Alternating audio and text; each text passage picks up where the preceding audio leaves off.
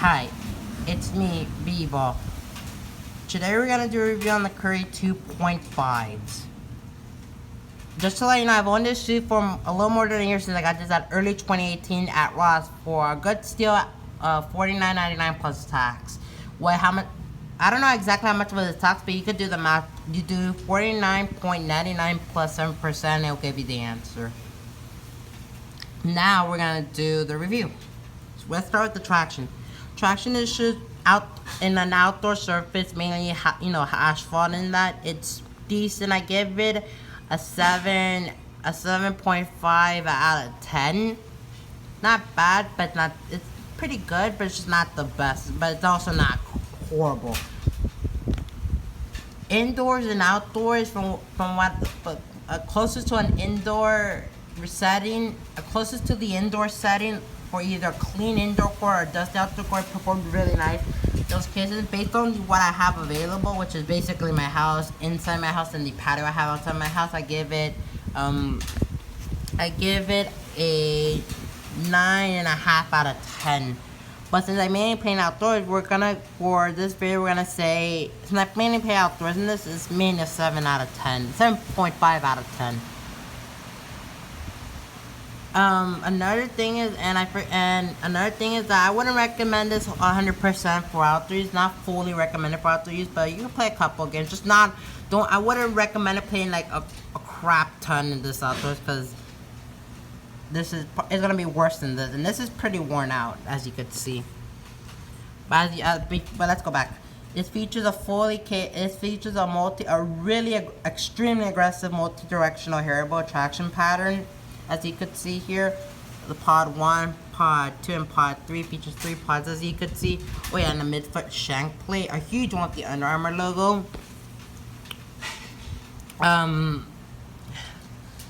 They grip really well indoors, but they're also okay. They're okay outdoors. But they're also not 100% an outdoor shoe, as I found out via my research and just me playing in it. But overall, when it lasts outdoors, it's okay. Sorry about this. This is the wind. I'm just letting you know. You hear there's a lot of wind because we have a hurricane. I live in Miami. I'm not gonna tell you where, obviously, but basically nearby, not far from here, a couple miles away, there's a Hurricane Dorian is hitting like Broward and that, from what I've heard, this wind is part of Dorian, but we're not really gonna get rain. But besides that, it's not part of the performance review. I just wanted to let you know why you're hearing the background. But besides the traction, it's okay. Moving on to the cushion. Cushioning, you have a full-length charged foam, as you could see here. It's adequate impact protection, like just enough impact protection. But to describe this cushion like as good as I can, which is really accurate in my opinion, the way I'm gonna say I describe this setup as extremely responsive, no bull crap cushion. There's no lag, there's no such thing, there's literally no lag in this shoe until you sink in too much. And you just feel really fast because it feels really natural while giving you just enough impact protection to not hurt your feet, to keep your feet fresh for quite a long time. But this one is a little worse than the regular Curry 2s because this one features an insole. The regular Curry 2s features like a stitched in fabric insole, just to let you know. But we're talking about the 2.5, not the regular 2s, because I never owned the regular 2s.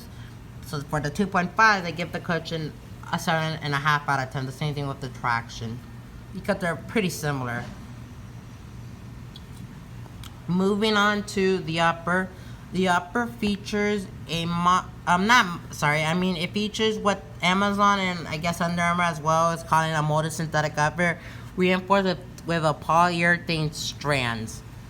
The upper is pretty nice. At first it's really bulky and stiff. It's still a little bulky even after a year of use, but it's pretty soft, just not the softest.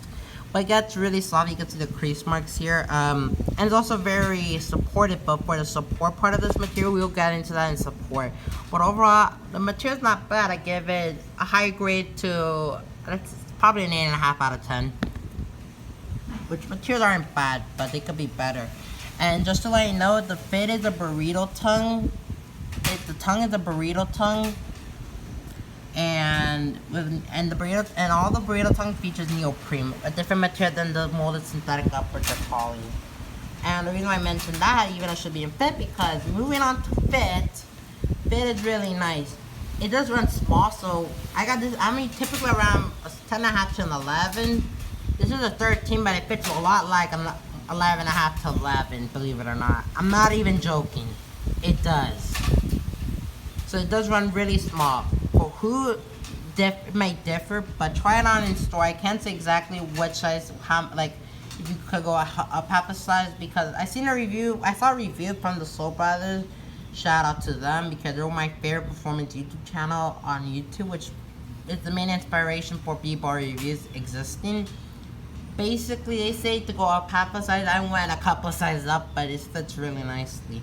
I guess if you want a little bit more room, because if you want a little bit more room, just go a couple sizes up until it just fits normally. But I feel like, cause when I was younger, I didn't want up half a size in the shoe. It was way too tight, like half a size up. It was way too tight. I hated that fit. It was too suffocating for me, because the materials are pretty puffy. But try it on it, so I can't say exactly. But based on what I like, my fit now. It's a 9. Actually, yeah, let's say it's a 10 out of 10, because it fits really nicely. Moving on to support. The support in this is really nice. As you could see here, the base is real wide, like it's really wide, as you could see here. And as you can see, part of the rubber does come out because there's an outrigger. Which means it's really stable, and this material is very soft. Well, not the softest, but because it's not the softest, and it's actually pretty bulky when you first get it, and it's pretty stiff when you first get it. Even after breaking it, when it gets pretty soft, it's still really supportive. So support, I have to give it. Actually, I probably have to give it a 10 out of 10. Now moving on to durability. Durability, to be honest, even I had it for a year, looks pretty good. It's not the durability is not that good. It's not really the best. That's because even though the upper and the outsole is pretty durable, and the cushion as well, it's the glue work. I don't like the glue that Under Armour uses in almost all of their shoes. At least the shoes I have from them, I do not like it, because it's not that strong, especially for long term, as you could see here. Wait, I think you kind of see. It's not that strong. And you can see there's some areas where I had to glue it together because it's just coming off. Wait, yeah, coming off. So durability overall, I'll give it a 5 out of 10. It's not that good. Unless you have some crazy glue or shoe glue, it'll be better, but doesn't. But for people, this is also for people who cannot always get that. Like, you cannot always buy crazy glue just to fix a shoe, which is pretty unnecessary. The shoe has to be durable itself, but it is what it is. But because of that, the durability, which is not that good, I have to have no choice but to give it a low score of 5 out of 10. Moving on to ventilation. The ventilation, it's room temperature.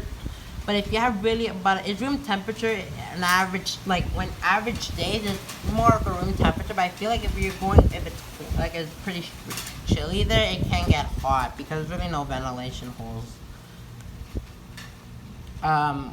What else? Stepping comfort, it's okay, not the best.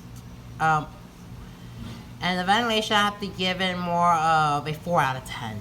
Not the best, more like average. Actually, room temperature, a little hotter than room temperature, I should say. But stepping comfort's really nice. Heel to toe transition, even though it looks like a 90-degree angle, it's actually pretty smooth because it does compress. The cushion does compress a little bit. It's a really nice heel to toe transition. And I'm trying to think what else to say, but it has its flaws, yes, but overall, at least in my opinion, it's a pretty good shoe. Would I recommend this? Yes, I would. just to let you know, it does have its flaws, as you'll see, as I mentioned in this video. And I wouldn't recommend it if you're if you only play outdoors because you don't have access to an indoor court. I wouldn't really recommend this 100%. But for people who, but even though it's not you shouldn't really play it outdoors a lot. It's still a really good outdoor shoe, even though it's not supposed to be really an outdoor shoe. Indoors, I can imagine could be really nice. Especially since I made this performance previous it's outdoors, and it's a really nice shoe. I definitely recommend it performance-wise, but if you're gonna play outdoors, not 100%, even though it's still a good shoe. Indoors, I will 100% recommend it. Outdoors, I will partially recommend it. Not a full recommendation, but if you want, it's your choice.